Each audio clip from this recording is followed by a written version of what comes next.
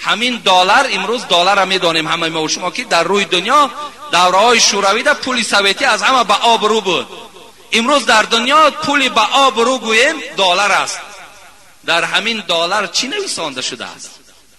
دولت امریکا، دولتی که امروز گویم پیشرفتش از همه دولت ها گذشته است، تمام تکنیک های روی دنیا را کشفیات دارد، دولتی پیشرفته، اقتصادش با قوت در تمام دنیا امروز راهبر است.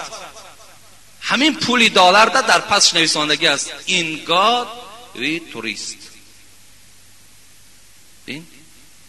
این در می شود گادش خداست، وی شکل مایان است در انگلیسی.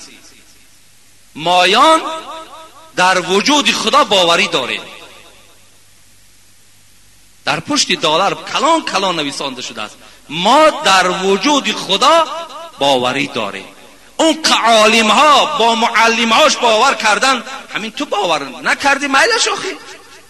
آی دانشجوها غمگین شدن، من به خدا قسم پروایی ندارم.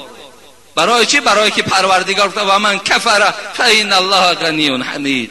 آخه اگر روی دنیا که کافر شود، ای بنده های خدا ترس، پروا نکنین، خدا دوزخ دارد، عذاب